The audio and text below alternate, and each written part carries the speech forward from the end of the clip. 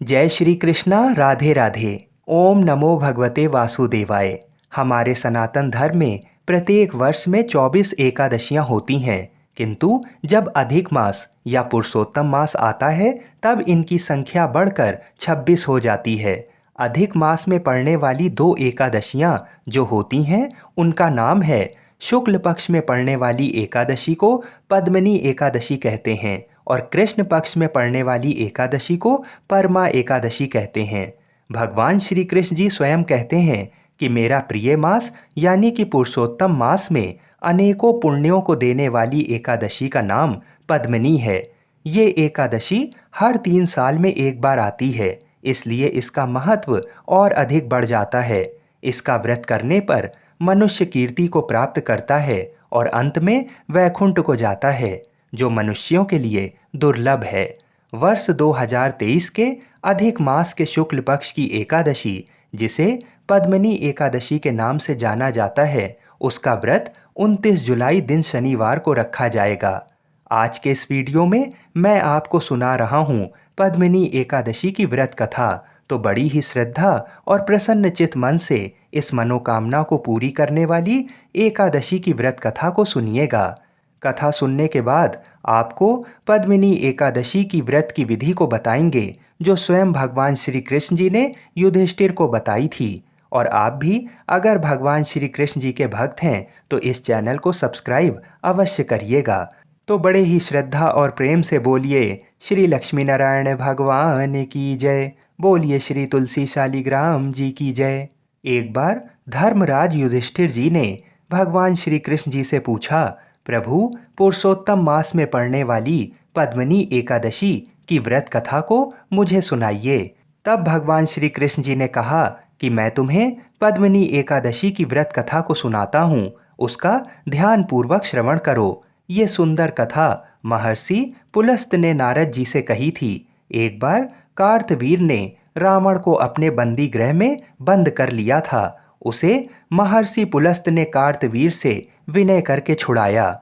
इस घटना को सुनकर नारद जी ने महर्षि पुलस्त से पूछा, हे महर्षि, इस मायावी रावण को, जिसने सभी देवताओं सहित इंद्र को जीत लिया था, कार्तवीर ने उसे किस प्रकार जीता? कृपा कर मुझे विस्तार पूर्वक बताइए। महर्षि पुलस्त ने कहा, हे नारद, आप पहले कार्तवीर की उत्पत्ति की कथा सुनो। त्रेता युग में महिष्मति नामक नगरी में कार्तवीर नाम का एक राजा राज्य करता था। उस राजा की 100 स्त्रियां थीं।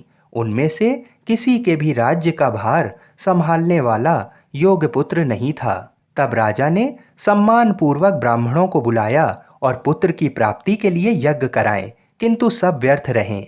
जिस प्रकार दुखी मनुष्य को भोग नीरस मालूम पड़ते हैं, उसी प्रकार राजा को भी अपना राज्य पुत्र बिना दुखमय प्रतीत होता था। अंत में वह तप के द्वारा ही सिद्धियों को प्राप्त जानकर तपस्या करने के लिए वन को चला गया। उसकी स्त्री, जो राजा हरिश्चंद्र की पुत्री प्रमदा थी, वो वस्त्र अलंकारों को त्याग कर अपने पति के साथ गंधमादन पर्वत पर चली गई। उस स्थान पर इन लोगों ने 10,000 वर्ष तक तप किया, किंतु सिद्धि प्राप्त ना हो सकी।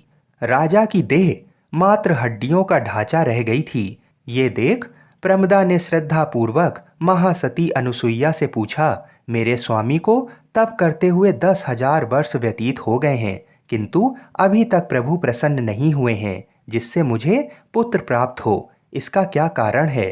प्रमदा की बात सुनकर देवी अनुसुईया ने कहा, अधिक मास जो कि 36 माह बाद आता है, उसमें 2 एकादशी होती हैं। इसमें शुक्ल पक्ष की एकादशी का नाम पद्मिनी और कृष्ण पक्ष की एकादशी का नाम परमा है। इनके जागरण और व्रत करने से ईश्वर तुम्हें अवश्य ही पुत्र देंगे। तत्पश्चात देवी अनुसुईया ने व्रत का विधान बताया। रानी प्रमदा ने देवी अनुसुईया की बतलाई विधि के अनुसार एकादशी का व्रत और रात्रि में जागरण किया। इससे भगवान विष्णु उस पर बहुत प्रसन्न हुए और वरदान मांगने को कहा। रानी प्रमदा ने कहा, प्रभु, आप ये वरदान मेरे पति को दीजिए। रानी प्रमदा का वचन सुन भगवान विष्णु ने कहा, हे रानी प्रमदा, पुरुषोत्तम मास मुझे बहुत प्रिय है। उसमें भी एकादशी तिथि मुझे सबसे अधिक प्रिय है। इस एकादशी का व्रत तथा रात्रि जागरण तुमने विधान पूर्वक किया है, इसलिए मैं तुम पर अति प्रसन्न हूँ। इतना कहकर भगवान विष्णु ने राजा से कहा, हे राजन, तुम अपना इच्छित वर मांगो, क्योंकि तुम्हारी स्त्री ने मुझे प्रसन्न किया है। भगवान की अमृतवाणी सुन राजा ने कहा, हे प्रभु, आप मुझे सबसे उत्तम, सबके द्वारा पूजित तथा आपके अतिरिक्त देव, असुर, मनुष्य आदि से अजय पुत्र दीजिए, यानी आपके अतिरिक्त उसे कोई भी हरा ना सके। राजा को इच्छित वर देकर प्रभु अंतर्ध्यान हो गए। तदोपरांत दोनों अपने राज्य को वापस आ गए। इन्हीं के यहाँ समय आने पर कार्तवीर उत्पन्न हुए थे। ये भगवान श्री हरि के अतिरिक्त सबसे अजय थे। कार्तवीर ने रावण को जीत लिया था। ये सब पद्मिनी एकादशी के व्रत का प्रभाव था। इतना वृतांत सुनाने के उपरांत महर्षि पुलस्त वहां से चले गए। भगवान श्री कृष्ण जी ने कहा, हे कुंती पुत्र युधिष्ठिर, ये मैंने अधिक मास के शुक्ल पक्ष की एकादशी का व्रत कहा है। जो मनुष्य इस व्रत को करता है वह विष्णु लोक को जाता है। तब सूत जी ने कहा, हे ऋषि श्रेष्ठों, जो आप जानना चाहते थे सो मैंने कह दिया। जो मनुष्य इस व्रत कथा को सुनेंगे वे स्वर्ग लोक के अधिकारी हो जाएंगे। पद्मिनी एकादशी के व्रत के प्रभाव से मनुष्य उन चीज़ों को भी प्राप्त कर लेता है जो उसके भाग में नहीं होती हैं। इसके बाद भगवान श्री कृष्ण जी कहते हैं, हे युधिष्ठिर, इस एकादशी का व्रत का विधान मैंने सर्वप्रथम नारद जी से कहा था। ये विधान अनेक पापों को नष्ट करने वाला तथा मुक्ति और भक्ति प्रदान करने वाला है। इसके फल व विधान को ध्यान पूर्वक सुनो। 10वीं वाले दिन व्रत को प्रारंभ करना चाहिए। इस दिन कांसे के पात्र का किसी भी रूप में प्रयोग नहीं करना चाहिए तथा मांस, मसूर, चना, कोदो, शहद, शाक और पराया अन्न, इन सब खाद्यों को त्याग कर देना चाहिए। इस दिन हविष्य भोजन करना चाहिए और नमक नहीं खाना चाहिए। 10वीं की रात्रि को भूमि पर शयन करना चाहिए और ब्रह्मचर्य का पालन करना चाहिए। एकादशी के दिन प्रातः नित्य क्रिया से निवृत्त होकर दातुन करना चाहिए और 12 बार कुल्ला करके पुण्य क्षेत्र में जाकर स्नान करना चाहिए। उस समय गोबर, मृतिका, तिल, कुश, आमल की चूर्ण से विधि पूर्वक स्नान करना चाहिए। स्नान करने से पहले शरीर पर मिट्टी लगाते हुए उसी से प्रार्थना करनी चाहिए, हे मृतिके, मैं तुमको प्रणाम करता हूँ। तुम्हारे स्पर्श से मेरा शरीर पवित्र हो। सभी औषधियों से पैदा हुई और पृथ्वी को पवित्र करने वाली तुम मुझे शुद्ध करो। ब्रह्मा के थूक से पैदा होने वाली तुम मेरे शरीर को स्पर्श करके मुझे पवित्र करो। हे शंख चक्र गदाधारी, देवों के देव पुंडरीकाक्ष, आप मुझे स्नान के लिए आज्ञा दीजिए। स्नान करने के उपरांत स्वच्छ और सुंदर वस्त्र धारण करके तथा संध्या तर्पण करके मंदिर में जाकर प्रभु का पूजन करना चाहिए। स्वर्ण की राधा सहित कृष्ण भगवान की मूर्ति और पार्वती सहित महादेव जी की मूर्ति बनाकर पूजन करें। धान्य के ऊपर मिट्टी या तांबे का कुंभ रखना चाहिए। इस कुंभ को वस्त्र तथा गंध आदि से अलंकृत करें। उसके मुंह पर तांबे, चांदी या सोने का पात्र रखना चाहिए।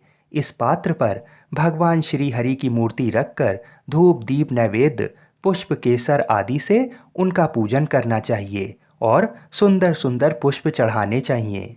इसके बाद भगवान के सम्मुख नृत्य व गायन आदि करना चाहिए। भक्त जनों के साथ प्रभु के सामने पुराण की कथा सुननी चाहिए। पुरुषोत्तम मास के शुक्ल पक्ष की पद्मिनी एकादशी का व्रत निर्जल रहकर करना चाहिए। यदि मनुष्य में निराहार रहने की शक्ति ना हो तो उसे जलपान या अल्प आहार से व्रत करना चाहिए। रात्रि में जागरण करके नृत्य तथा गायन करके प्रभु का स्मरण करते रहना चाहिए।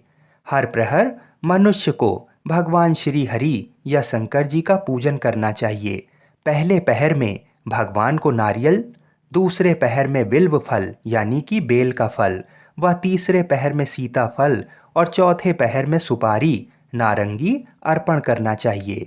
इससे पहले पहर में अग्नि होम का, दूसरे में वाजपेयी यज्ञ का, तीसरे में अश्वमेघ यज्ञ का और चौथे में राजसूय यज्ञ का फल मिलता है। इस व्रत से बढ़कर संसार में कोई यज्ञ, तप, दान या पुण्य नहीं है। एकादशी का व्रत करने वाले मनुष्य को सभी तीर्थों और यज्ञों का फल प्राप्त हो जाता है। इस प्रकार से सूर्योदय तक जागरण करना चाहिए और स्नान करके ब्राह्मणों को भोजन कराना चाहिए। सभी पदार्थ भगवान की मूर्ति सहित ब्राह्मणों को देने चाहिए। इस तरह जो मनुष्य विधान पूर्वक प्रभु का पूजन तथा व्रत करते हैं उनका जन्म सफल हो जाता है और सभी मनोकामनाओं की पूर्ति होती है और साथ ही साथ इस लोक में अनेक सुखों को भोग कर अंत में विष्णु लोक को जाते हैं। हे युधिष्ठिर, ये मैंने तुम्हें एकादशी व्रत का पूरा विधान बता दिया है।